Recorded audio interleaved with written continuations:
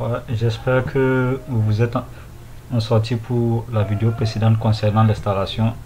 Là, je suis sur mon fichier HTML qu'on avait créé. Bon, là, je vais tout reprendre pour vous expliquer. Je fais ça. Ok. Une fois que vous aurez créé votre fichier, se ressemblera à cela.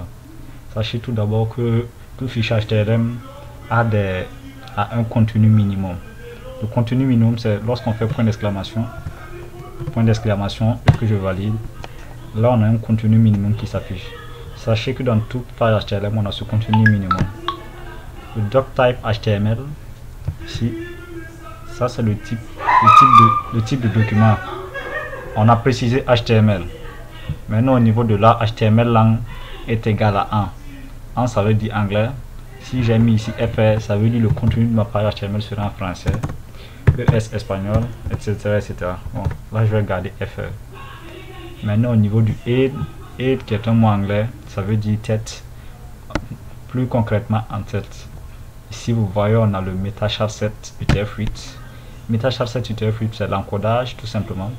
Parce que, bon, vu qu'il y aura des points, des guillemets, il faut que le navigateur arrive à lire ça. Sachant que le navigateur n'arrive pas à lire, il faudra qu'on précise l'encodage pour qu'il puisse lire. Maintenant, Meta HTTP équipe compatible, c'est pour qu'il s'adapte. Pour que le navigateur s'adapte à notre cause, content IEH. Maintenant, le viewPorf content with device, c'est pour qu'il s'adapte. Et là, maintenant, vous avez vu précédemment quand j'ai modifié le document. Au niveau de title, quand j'ai modifié, vous voyez, document, le title, c'est le titre de notre page HTML. Souvent, quand vous faites une recherche, c'est ce qui s'affiche, c'est ce qui permet à Google de trouver votre site. Ici, vous voyez, on a head. Maintenant, au niveau du body. Body pour corps en français. Le body, c'est bon, le corps de notre page HTML, ce que le visiteur verra. C'est dans le body qu'on insère les titres, les images et tout ce que vous voyez quand vous allez sur un site. Parfait. Là, vous voyez HTML, ici c'est la fin. En gros, dans un fichier HTML, on a tout d'abord ce qu'on appelle les balises. Ici, les balises, une balise est composée de 2 éléments. Oui, une balise est composée de 2 éléments. Lorsqu'on commence avec une balise, par exemple ici, une balise est composée, je vais effacer le 7, une balise est composée de 2 éléments. Par exemple, on a d'abord l'élément ouvrant, qui est, bon, je ne sais pas trop comment appeler ça, on peut appeler ça une flèche qui tire vers la gauche. Maintenant, à l'intérieur, on va écrire notre balise, ça peut être un P. On reviendra après sur les types de balises. Et une balise fermante qui est une flèche qui tire vers la droite. Là, je referme. Vous voyez sur Visual Studio Code, mon code s'est fermé automatiquement. Vous voyez, là j'ai ouvert une balise gauche, une balise droite P. Et ici, on est dans le cas d'une balise double. Sachez que en HTML, on a des balises doubles et des balises simples. Une balise double, c'est une balise qui, lorsqu'on ouvre, on a un slash qui sépare la balise avant de la fermer. Par exemple ici, si je fais une balise P, j'ouvre, j'écris ma balise P. Lorsque je la referme, vous voyez, normalement lorsqu'on referme, ça doit être de cette manière. Donc lorsqu'on ouvre une balise, on peut mettre nos textes à l'intérieur de contenu. Là, je vais afficher pour que vous ayez un exemple. Je vais juste vous montrer quelque chose, le contenu. Si j'affiche, vous voyez que ça s'est bien affiché, mais c'est pas normal, ça ne s'écrit pas comme ça. Lorsqu'on ouvre une balise double, comme P pour paragraphe, on est obligé de faire un crochet ouvrant. Et là, vous voyez, il me propose de la fermer. On fait le slash et on ferme. Là, notre balise est très complète. Vous voyez, contenu, ça s'est affiché à l'écran. Ça, c'est dans le cas d'une balise double.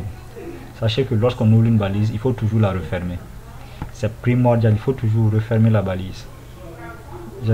Essayez de retenir ça, c'est assez simple. Lorsqu'on ouvre une balise, il faut toujours la refermer. C'est la base du HTML. C'est un langage assez simple, il suffit de prendre le temps pour le comprendre. Maintenant, ça c'est une balise double. Maintenant, dans le cas des balises simples, j'ouvre, par exemple, j'écris BR, on reviendra sur le sens des balises après. BR, lorsque je referme, vous voyez, il ne referme pas automatiquement. Je vais vous le remontrer. Lorsque je ferme, vous voyez, il ne crée pas de balise. Ça, c'est une balise simple. Et dans le cas des balises simples, on n'a pas besoin du slash pour refermer la balise. Et une balise simple, ça s'écrit une seule fois. On n'a pas besoin d'ouvrir une balise, d'écrire et de la refermer. Ça, c'est une balise simple. Nous aurons l'occasion de revenir sur les balises, les types de balises, et au fur et à mesure qu'on les utilise et que vous pratiquez également, vous pourrez comprendre. Là, vous voyez, si on n'a pas besoin. Maintenant, sachez qu'en HTML, le sens, l'ouverture et le positionnement des balises est important. Par exemple, si je crée une première balise P, je mets texte 1. Si j'ai créé ma balise, et à l'intérieur de cette balise, bon, je vais essayer de faire un texte long pour que vous puissiez comprendre. Texte 1, et je fais les balises. Ok, ici vous voyez, imaginons que ça fait un paragraphe et qu'à l'intérieur je veux, ici par exemple nous affichons pour que vous puissiez voir. Vous voyez, ici je fais des balises, nous sommes dans un seul paragraphe puisque j'ai utilisé une balise double qui est P pour les paragraphes. Et imaginons que je veux faire un retour à la ligne à partir de là. Je vais utiliser la balise BR qui est une balise simple. Là quand nous allons afficher, bon j'ai oublié de recharger. Là lorsque nous affichons, vous voyez la balise est revenue à la ligne. Parfait. Maintenant imaginons que je veux qu'au lieu de revenir à la ligne, les balises soient dans un paragraphe. Ce qu'on va faire, je crée un paragraphe, je le referme. Là vous voyez que c'est automatiquement fermé. Je vais juste copier ce texte, l'insérer dans notre paragraphe qu'on a créé. Je le mets là. Et lorsque j'affiche, bon, je dois recharger d'abord. Ici vous voyez on peut faire CTRL SHIFT F5, je recharge. Vous voyez, ça fait 2 paragraphes. Maintenant, vous remarquez que lorsque j'ai ouvert la balise P, au début, je l'ai refermée à la fin. Lorsqu'une balise est premièrement ouverte, c'est celle-ci qui se referme à la fin. À l'intérieur, si on ouvre une balise, celle-ci est ouverte premièrement, elle s'est refermée à la fin. À l'intérieur, si j'ai inséré une autre balise, elle se referme, elle doit se refermer avant la première balise qui a été ouverte. Essayez de comprendre. Là, c'est assez simple. C'est très simple, je pense que bon, il n'y a pas trop de choses. Si vous avez des difficultés, vous pouvez me le notifier. Vous voyez, une balise qui s'ouvre premièrement se referme dernièrement. La balise suivante, ainsi de suite. Ici, on peut faire P. Ici, on a une balise. Si ici, je viens, je fais une balise P. Ferme. Je mets ce texte. Vous voyez, bon. Là, j'ai créé un paragraphe. C'est ouvert premièrement. On affiche. Là on a 3 paragraphes, 1, 2, 3. C'est assez simple les paragraphes, il n'y a pas trop de choses à comprendre. Vous voyez, c'est très simple.